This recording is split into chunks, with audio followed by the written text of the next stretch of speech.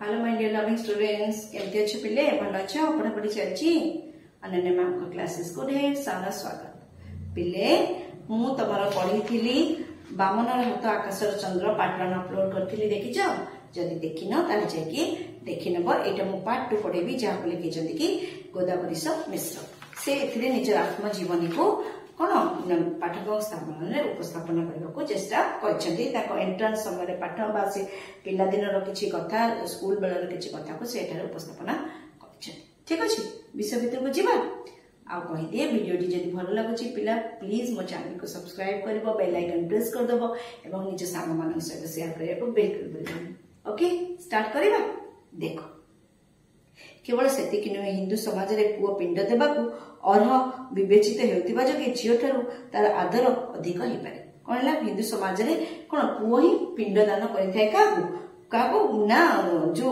पुओ ही पिंड दान करबा को विवेचित होइथाय हैला सेति पई झियो ठारू तार आदर अधिक किंतु प्राय सब समाज रे झियो अल्पाधिक परिमाण रे एक समस्या सब समाज रे झियो मान को समस्या बोली भाबंती बोझ बोली भाबंती कारण बाहागर करियो पड़िबो एक तो पाठ साठ पढ़ाइयो पड़िबो पुणी ताको जानी जौतुक दे बाहागर करियो पड़िबो समस्त आर्थिक रूप से संबल नथन तेनको झियो को जो बोझ बोली से माने भाबंती बेसी झियो जन्मले केही ताको अभिशाप मते मनती जे बेसी झियो जन्मले कोठो आनिबो एते पैसा जे पर घर को विद्या दबा पई बा बाहासा करिकि तार भोजी भात करि त बाहासा करे पे एते पैसा कोठो आनिबो तो से माने बोझ बोली भाबंती कारण उपयुक्त पात्र सहित विवाह करबा क्वचित संभव रही उपयुक्त पात्र पैसा दरकार सब यौतुक दरकार पैसा दरकार तो बाहाघर करने पैसा दरकार तेणुक से कौन ना उपयुक्त पात्र सहित सब बाहाघर करने संभव हुए पु मान को अविवाहित अवस्था जिते बयस पर्यंत रखिए झील मान रखिए ना जिते बयस पर्यंत पु मान अविवाहित रखिए झील मान सेमती रखिए ना झील मान नारीर सतीत्व पर समाज तीव्र दृष्टि देता है झीर आचरण जोगे अनेक बापा माँ समाज लांछना भोगवा पड़ता है बेले बेले झील मान आचरण भूल हुए माने भूल बाटर से पड़ती जहाँ पितामाता मैंने लांछना समाज में भोगी था पुअर जो दोष पुरुष विवेचित हुए झील पक्षे ताहा मारात्मक स्खलन जो दोष पुओ थार्ड बाटर चले कि झील ग्रहणीय हुए ना झील को घरे न रखी विवाह करदेवा निमंते बापा माँ जे व्याकुल हमें बरपात्र मैंने से लाभ उठा पसंद झील को घरे न रखी केमती कौन जल्दी बाहासा करदे तेणु से जिते बापा माँ मैंने व्याकुल हमें बर पक्ष मैंने तार लाभ उठाते से चाहती मोटा आकर जानी ज्योतिक नहीं झील को बाहा हे तो यू कन्या शुल्कर उत्पत्ति कन्या शुल्क यौतुकर उत्पत्ति होती पितामाता शुल्क देवा अक्षम थी देखी केते कन्या आत्महत्या न करती है बहुत बहुत कन्या मैंने आत्महत्या करती बाहा पाइले लोक टाई टापरा करती तो बापा तो बाहा कर पारे तो लोक मैंने पिला मैंने आत्महत्या करती आजिकल झील मैंने अविवाहित रहा इच्छा कर देखा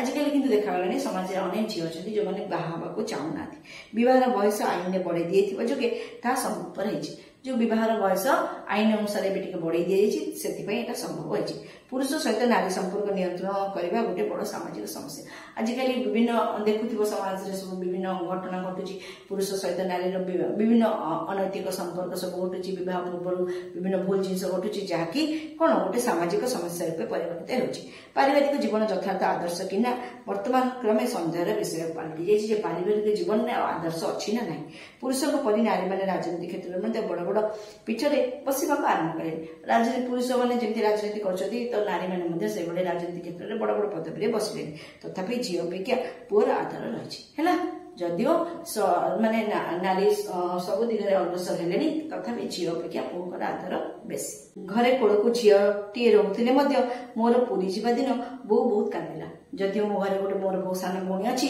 समस्त स्नेह श्रद्धा करती तथापि जो दिन मुझे गली पुरी मो बो बहुत कांदिला मो बुढ़ी माँ अंधुणी नातुणी पक्षे अंधर लौटी मोर जी बुढ़ी माँ से आखि को देखा जाऊनी से जन अंधुणी थे किंतु नातुणी तार अंधर लौटी माने कौन आशा भरोसा सबकि मु नी तथापि से मत कुंडे धरी आखिर झरझर लुह गड़ेला है तथापि से मत कुंडे धरला आखिर लुह झरैला बहु बंधन गोटी गोटी छिंडाई लेउटी चकुड़ी खाई मु पिता संगे घर गोड़ काढ़ी है मो बापा लेउटी चकुड़ी खाइली माने घर को जमी मो पु जल्दी फेर मो माँ तार लेउटी चकुड़ी देले आउ बापा सहित मुझे कौटी गली ना पुरी गली एथर पुरी पर्यंत रेलवे गली ट्रेन में गली रामकृष्ण बोस चिठी पढ़ी मो हाथ में 5 टंका दे कहले एतिकी नियो आउ आसबनी से जहाँ पाक जाइए रामकृष्ण बोस सी कौन कले ना पाखे जमी पहुंची सी कहले बाबू रे 5 टका ध फेरी जा आउ एठिके आसिबुनी।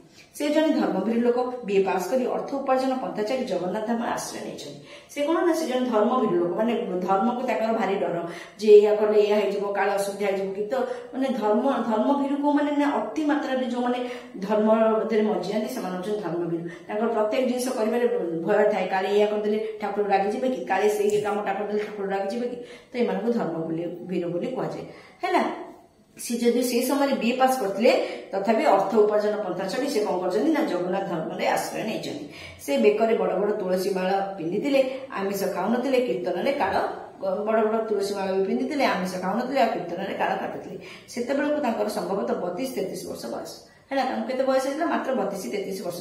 यौवन मध्याह्न एत संयम रहा लोक विरल जे यौवन में पदार्पण कर समय एत संयमता रहा लोक बहुत ये संसार में कम अच्छा। यौवन मध्याह्न दिने पुरी राजा मुकुंद देव वारेंट धरा हो सुआरी बस कचेरी को जाते है। पुरी राजा ना कि वारेंट इश्यूला सी सुआरी बस सुआरी मान सवारी टाइप जो जिन जो राजा मैंने जाती जाऊे से दृश्य देखा सके बाट जाक लोक है से दृश्य देखापी बाट सारा लोक भर्ती होती। सुआरी शशि निकेतन आगे जीवा बेले रामकृष्ण बाबू धाई आसी सड़क लाल धूली उपर लंब हो शोई दंड प्रणाम करते है।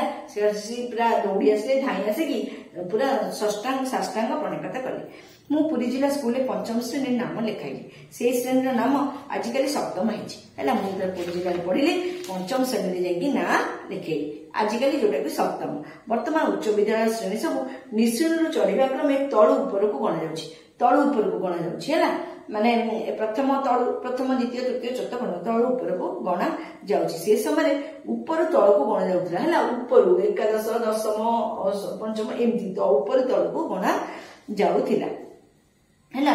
मु विद्यालय प्रवेश कली दुर्गा पूजा छुट्टी किछि दिन पूर्व मुझे विद्यालय जाके एडमिशन कली से दुर्गा पूजा छुट्टी किछि दिन पूर्व गली। से वर्ष बाकी केते मास और चतुर्थ श्रेणी पूरा वार्षिक वर्षक पिता को जमी बिकी मो पढ़ा खर्च चढ़ाई पड़ला है। से वर्षर बाकी केते मास जी पंचम जी मास बाकी अच्छी नवेम्बर माने दुर्गा पूजा ठारू मार्च एप्रिल पर्यंत आउ चतुर्थ श्रेणी पूरा वर्षक पाठ से कौन कले ना बापा जमी बिकी से तो किसी अलग सुविधा नाला आजिकल सरकार जमी जोगाउछन्ति नथिला बापा जमी बिकी पढ़ेली। रामकृष्ण बोस पाखक आउ थे जावाक मोर साहस नाला आ इच्छा है। रामकृष्ण बोस मत फेरी देती पाखक आउ थे जावाक मोर ना साहस थिला ना इच्छा थिला। मु प्रथमे पाखक जो दिन जाइली घर जड़े बाबू बाहरी मत कहले कौन रोषेईबास कर आमर पूजारी अच्छी जेते दरिद्र हेले सुधा मु बापा माँ गेला पुओ से पूजारी आख्या पाइबा प्रस्तुत नथिली है। तो सी जो चिन्ह न पारिकी से भाविले गोटे पूजारी छुआ बड़े लंबा लंबा चुटी सब रखी से है। तो एत लंबा लंबा चुटी अच्छी लंबा बाल तो से पूजारी भाविकी कहले आम घर तो पूजारी अच्छी तुम कौन पूजारी कम करने आस है। तो लेखक कहले मो बापा माँ गोटे छुआ पूजारी शब्द पाइबा मोटे पाठशाला पढ़ा जाऊँगी मु थोड़ी पूजारी शब्द पाइबा मु जमा प्रस्तुत नथिली किंतु परे बापा माँ मृत्युर उत्तर कॉलेज रे पढ़ा बेले मते अनेक काल प्राय पूजारी भाव में पढ़ा खर्च उठेबाक है। जो बापा माँ चलीगले मुझे कॉलेज में पाठ पढ़ी से देखिए आ पैसा पाऊनी तो मुझे पूजारी काम करके रोषेईबास काम करके मु निजर पढ़ा खर्च उठे।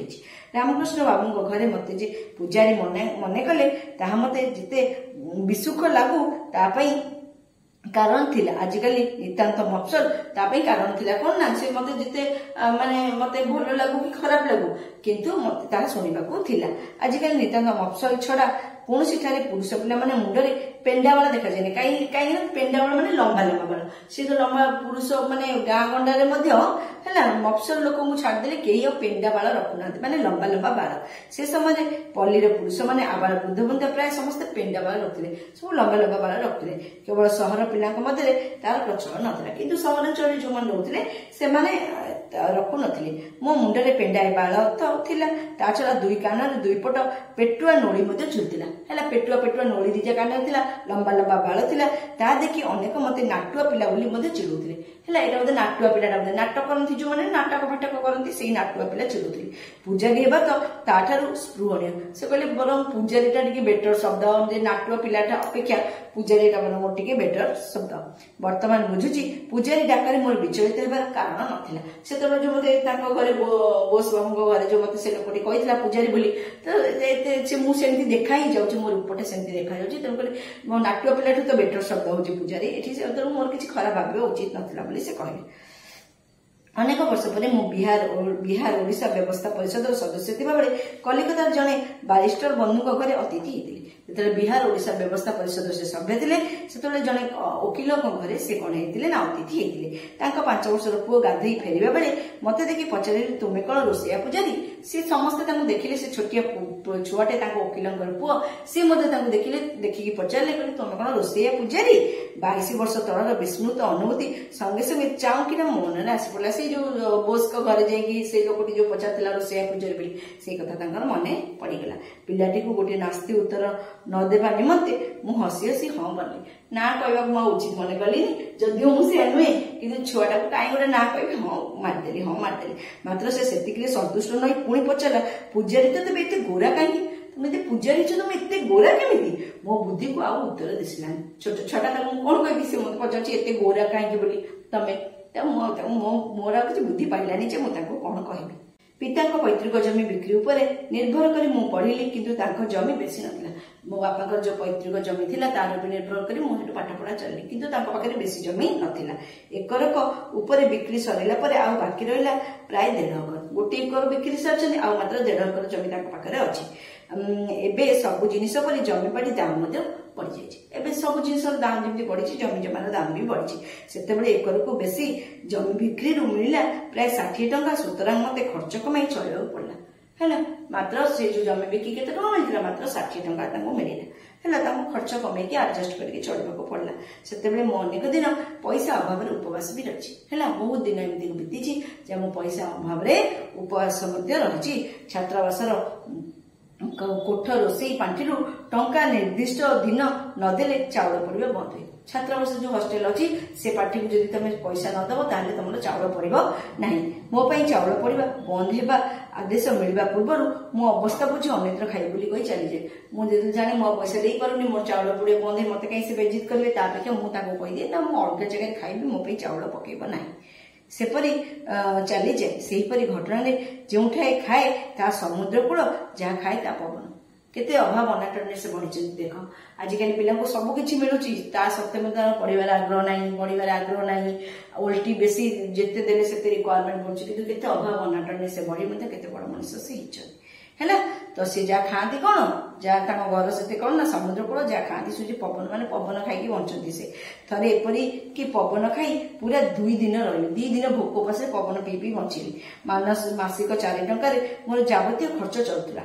କେବଳ ଖାଇବା ଖର୍ଚ୍ଚ ମାସକୁ ହାରାହାରି 3 ଟଙ୍କା 4 ଅଣା ପଡିଯାଉଥିଲା, 3 ଟଙ୍କା 25 ପଇସା। ହେଲା, ମତେ ସ୍କୁଲରେ ବେତନ ଦେବାକୁ ପଡୁନଥିଲା, ସ୍କୁଲ ଫି ଦେବାକୁ ପଡୁନଥିଲା। ଚାଉଳ ଟଙ୍କାରେ ମିଳୁଥିଲା କଟକି 16-17 ସେର। ଚାଉଳ ଟଙ୍କାଟାରେ କେତେ 16-17 ମିଳୁଥିଲା। ମୁଁ ବଡଦାଣ୍ଡକୁ ବା ବଡ ଦେଉଳକୁ ବେଶୀ ଯାଏନି। ବଡଦାଣ୍ଡ ବା ବଡ ଦେଉଳକୁ ମୁଁ ବେଶୀ ଯାଏନି, କାହିଁକି ନା ପାଖରେ ପଇସା ନାହିଁ ନା। ସୁସଜ୍ଜିତ ହୋଇ ରହିଥିବା ଗୁଡ଼ିଏ ଦୋକାନ ଦେଖିଲେ ମୋ ପାଟି ଟାକୁ ହୁଏ, ଅଥଚ ଅଣ୍ଟାରେ ପଇସା ନଥାଏ। ସେ ଯୋଉ ସୁସଜ୍ଜିତ ମିଠା ଦୋକାନ ସବୁ ବଡ ବଡ ମିଠା, ଜଲେବି, ରସଗୋଲା ସବୁ ଥୁଆ ହେଇଥିବ, ତାକୁ ଦେଖିଲେ ମୋ ପାଟିରୁ ଲାଳ ଗୋଡେ, କିନ୍ତୁ କଣ ହୁଏ, ମୋ ପାଖରେ ତ ପଇସା ନାହିଁ ନା, ସେଥିପାଇଁ ମୋର ଯିବାକୁ ଇଚ୍ଛା ହୁଏନି। ଥରେ ଗୋଟିଏ ପଇସା ଧରି ସିଂହଦ୍ୱାର ପାଖେ ଥିବା ଗୁଡ଼ିଏ ଦୋକାନକୁ ଯାଇ କୌଣସି ଏକ ଜିନିଷ ଦେଖାଇ ପଇସାଟିଏ ବଢେଇଦେଲି। କୋଉ ଗୋଟେ ଜିନିଷକୁ ହାତ ମାଇଲି, କହିଲି ସେଇଟା ଦିଅ, ପଇସାଟିଏ ମୁଁ ଦେଲି। ଦୋକାନୀ ମୋ ହାତରେ ସେଥିରୁ ଗୋଟିଏ ପକାଇ ଦେଇ ଅନ୍ୟ ଗ୍ରାହକ ଆଡକୁ ମୁହଁ ବୁଲାଇବାକୁ ବସିଲା ବେଳେ ମୁଁ ପଚାରିଲି, ମିଠା ଲାଗିବ ତ? ହେଲା, ମୁଁ ଯୋଉ ଯେତିକି ପଇସା ଦେଲି ସେତିକି ସେ କଣ ଗୋଟେ ମୋ ହାତରେ ବଢେଇ ଦେଲା। ତାର ବଢେଇ ଦେଇକି ବେଖାତିର ଭାବରେ ସେ ଅନ୍ୟ ଗ୍ରାହକକୁ ଅନେଇଲା। ମୁଁ ତାକୁ ପଚାରିଲି, କହିଲି ଏଇଟା କଣ ମିଠା ଲାଗିବ? ଦୋକାନୀ ରାମକୃଷ୍ଣ ମୁହଁ ବୁଲେଇ ବସିବା ବେଳେ ମୁଁ ପଚାରିଲି, ମିଠା ଲାଗିବ ତ? ଦୋକାନୀ ରାମକୃଷ୍ଣ କିଛି ନ କହି ଟିକେ କଟମଟ କରି ଚାଲିଲା। ସେ ଦୋକାନୀ ରାମକୃଷ୍ଣ ସେ କଣ କଲା, ମତେ ଟିକେ କଟକଟ କରି ଅନେଇଲା। ମୁଁ ଭୟରେ ହାତ ଘୁଞ୍ଚେଇ ଆଣୁ ଏକ କରେଇରେ କରଚୁଲି ବୁଡାଇ ସେଇ ଜିନିଷ ଉପରେ 4-6 ଟଙ୍କା ମୋ ଉପରେ ଅଠାଳିଆ ଜିନିଷ ପକେଇଦେଲା। ହେଲା, ସେଠୁ ରାଗିକି କଟମଟ କରିକି କିଛି ଅଠାଳିଆ ଜିନିଷ ଆଣିକି 4-6 ଟଙ୍କା ତାପରେ ପକେଇଦେଲା। କେତେ ଦିନ ପରେ ମୁଁ ବୁଝିଛି ଯେ ମୋ କିଣା ଜିନିଷ ନାମ ପୁରୀ ଓ ଦୋକାନୀ ଅନୁଗ୍ରହ ଦେଇଥିବା ପଦାର୍ଥ ରସଗୋଲା ଗୋଲାଂଶ, ଯାହା ଭାସେ ସେଇ ରସ। ହେଲା, जोटा कि रस टिके पूरी उपरे रस टिके पकईकि से मते देई देइथिला 15 मास पर्यंत मु कष्टे मष्टे कटेली है 15 मास पर्यंत मुझे बहुत अभाव अनाटन केतरे खाई केतरे खाइनी केतरे उपास रही काटी आम ग्राम पाखे दीनबंधु नरेंद्र सिंह से वर्ष प्रवेशिका परीक्षा को जीवा निमंते प्रस्तुत होता है आम गाँ पाखर दीनबंधु नरेंद्र सिंह ना से वर्ष से प्रवेशिका परीक्षा एंट्रांस परीक्षा जो जीवा को प्रस्तुत होता से मत दया परवश कहले तुम उपर श्रेणी को उठिब मु मासिक 20 टंका वृत्ति पाई कटक रे जाई पढ़ी है तुमे तुमे उपर श्रेणी को उठिब मु कौन करी ना मासिक 20 टंका पाइबी आ कटक रे जाई पढ़ी मोर मासिक 15 टंका खर्च कले बाकी 5 टंका तुमर चिंता कहीं कर कहले दे 20 टंका मोर पाइबी कौन स्टाइपेंड पाइबी आउ माने मैट्रिक पास जदी करबी 20 टका स्टाइपेंड पाइबी से 15 टका खर्च करी 5 टका तुमको देबी तमे खर्च करबो हैला तो चिंता करनी सेते बेले प्रवेशिका परीक्षार फल उपरे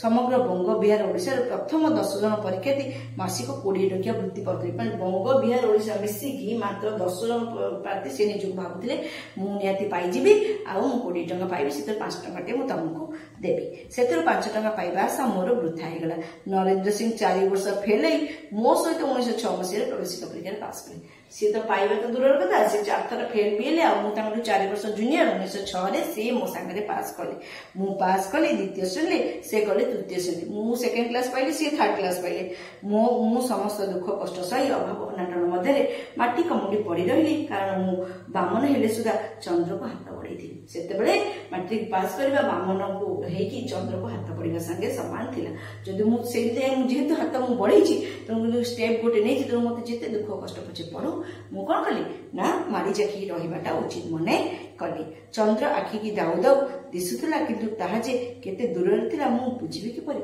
जदियो चंद्र आखि को दाउ दाउ कि देखा होतला किंतु ताहा जे बहुत दूर रे थिला से कथा बुझिबा मो पई सहज नथिला केते शिशु मा काखरे बसी आकाश को चाहे चंद्र को हाथ बढ़ाती केते माँ पिला को सांत्वना देवा निमंते कहती आ जन्म मु सर्वस से मो कान हाथ में बड़ बसी बुझिल किंतु से सब समस्त पाखे सत ही न थाए से गीत पदक मो कान में बराबर पड़ता से जो गीत पदक जे मु भी मते चंद्र को हाथ बढ़ेबी जे मो कान हाथ रे आसी चंद्र पड़िबो माने मो हाथ रे पड़िबो मु बराबर एक कथा सुनथाय एवं निजको मोटिवेट करथाय शिशु गीत एक मृग तृष्णा कहिछ सेटा गोटे मृग तृष्णा मृग दाम सेटा जोटा कि माने पाइबा एते किछि सहज कथा नुहे हजार करे 999 ता पछे धाई दे निराश हुए माने हजार लोक 999 ता पछे धांती आउ निराश मध्य होंती हैला निराश होंती जड़े बा कदाचि छुई पारे किंतु दौड़ प्रतियोगिता धाइला परी ता पछरे न धाइके समस्ते दौड़ प्रतियोगिता धाइला परी ता पछरे धाइ थाए मु पार करी नै 999 भितर जण हो धाइ बारे लागे हैला मु किंतु बात गलिनी मु जेते कष्ट पड़िले भी मु ता पछरे धाइली शेषरे मु सेतरे सफलता पाइली ठीक अछि पिले बुझि पाले ठीक अछि तो विषयटी सरी जाइछि पिला माने आउ तमे आको देखि नबो फर्स्ट वीडियोटा म अपलोड करथिल ताको देखि नबो एटा सेकंड पार्ट आ जदि वीडियो भलो लागुछि ताले प्लीज मो चैनल को सब्सक्राइब करबो बेल आइकन प्रेस कर दबो एवं निज साथी मन सहित शेयर करबो बिल्कुल भूलिबनी ठीक अछि थैंक यू बाय बाय।